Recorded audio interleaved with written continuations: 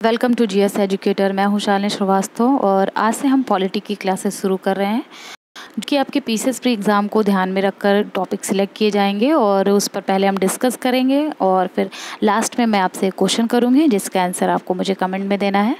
तो आपको मेरी ये नई सीरीज़ कैसी लगी ये मुझे कमेंट करके ज़रूर बताइएगा ताकि मैं नेक्स्ट और भी वीडियोज़ आपके लिए बनाऊँ और जो कि आपके एग्ज़ाम से रिलेटेड हो। तो स्टार्ट करते हैं आज का जो टॉपिक हमने लिया हुआ है।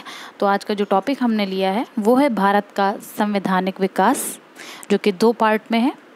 ब्रिटिश ईस्ट इंडिया कंपनी के अंतर्गत पारित अधिनियम 1773 से 1853 और नेक्स्ट है आपका पॉइंट ब्रिटिश ताज के अंतर्गत पारित अधिनियम जो कि है 1858 से 1947। तो आज पहले हम इसके बारे में डिस्कस करेंगे, फिर मैं लास्ट में आपसे क्वेश्चन करूंगी जिसका आंसर आपको मुझे कमेंट में देना होगा। तो स्टार्ट करते हैं पहले पॉइंट से। तो आज का जो आपका पॉइंट है जो आपके एग्ज़ाम के लिए भी काफ़ी इम्पोर्टेंट है, 1773 का रेगुलेटिंग एक्ट, इसके बारे में हम डिस्कस करेंगे पहले। तो 1773 के रेगुलेटिंग एक्ट के द्वारा बंगाल के जो गवर्नर थे उनको बंगाल का गवर्नर जनरल पद नाम दिया गया और उनकी सहायता के लिए एक 4 सदस्यीय कार्यकारी परिषद का गठन किया गया जिनका कार्यकाल जो है वो 5 वर्ष के लिए रखा गया। 1773 एक्ट के अनुसार जो है वारेन हेस्टिंग जो है वो प्रथम गवर्नर जनरल और जो है फ्रांसिस क्लेवरिंग और मानसन और बारवेल जो है काउंसिल के सदस्य नियुक्त किए गए। आपके क्वेश्चन में ये काफ़ी इम्पोर्टेंट पॉइंट है। वारेन हेस्टिंग जो है प्रथम गवर्नर जनरल, ये मोस्टली सारे एग्ज़ाम में पूछा जाता है, तो ये आप नोट भी करते चलिएगा। तो गवर्नर जनरल को बंगाल में जो है फोर्ट विलियम की प्रेसिडेंसी के सैनिक और असैनिक शासन का अधिकार दिया गया और कुछ विशेष मामलों में मद्रास और जो बम्बई की प्रेसिडेंसियों का अधीक्षण भी इनको करना था। इसी एक्ट के तहत यानी कि 1773 रेगुलेटिंग एक्ट के तहत कलकत्ता में 1774 ईस्वी में एक उच्च न्यायालय की स्थापना की गई। ये इम्पॉर्टेंट पॉइंट है, इसको प्लीज़ नोट कर लीजिएगा, जिसमें मुख्य न्यायाधीश और 3 अन्य न्यायाधीश थे। कंपनी के जो कर्मचारियों पर निजी व्यापार करने का और भारतीयों से उपहार लेने पर प्रतिबंध लगाया गया था। अब नेक्स्ट है आपका पिट्स इंडिया एक्ट 1784। इसके द्वारा कंपनी के जो है राजनीतिक और व्यापारिक कार्यों का पृथक्करण किया गया और इस एक्ट में निदेशक मंडल को कंपनी के व्यापारिक मामलों के अधीक्षण की अनुमति तो दी गई, लेकिन राजनीतिक मामलों के प्रबंधन के लिए नियंत्रण बोर्ड का गठन किया गया। नेक्स्ट आपका पॉइंट है 1786 का जो अधिनियम है उसके द्वारा गवर्नर जनरल को विशेष परिस्थितियों में अपने परिषद के निर्णय को जो है निरस्त करने और लागू करने का अधिकार जो है वो दिया गया। गवर्नर जनरल को जो है प्रधान सेनापति की जो है शक्तियाँ भी दे दी गई और ये दोनों जो अधिकार हैं वो सर्वप्रथम जो है किसको मिली, लॉर्ड कॉर्नवालिस ने प्राप्त की। अब आता है आपका 1793 का चार्टर एक्ट। इसके अंतर्गत हुआ कंपनी के जो है अधिकारों को 20 वर्ष के लिए बढ़ा दिया गया। फिर 1813 के चार्टर एक्ट द्वारा सबसे पहली बार भारतीयों को शिक्षा पर प्रतिवर्ष 1 लाख रुपए खर्च करने का उपबंध किया गया। ये नोट कर लीजिएगा, ये काफ़ी इम्पोर्टेंट है।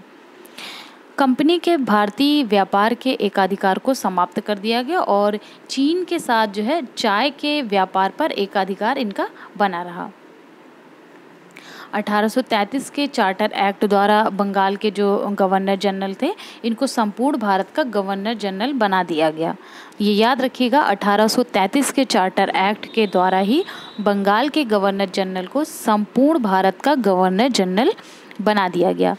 इस चार्टर एक्ट की जो धारा है वो 87 के अनुसार कोई भी भारतीय केवल धर्म, जन्मस्थान, वंश और वर्ण के आधार पर सरकारी सेवा के लिए अयोग्य नहीं समझा जाता था।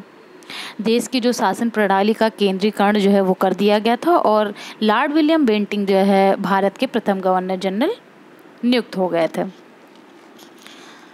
कंपनी के जो समस्त व्यापारिक कार्य जो है वो समाप्त कर दिए गए और भविष्य में उसे केवल जो है राजनैतिक कार्य ही करने थे। गवर्नर जनरल की जो है परिषद में एक कानूनी जो है सदस्य को सम्मिलित किया गया और जो सर्वप्रथम जो है मैकाले को कानूनी सदस्य के रूप में शामिल किया गया।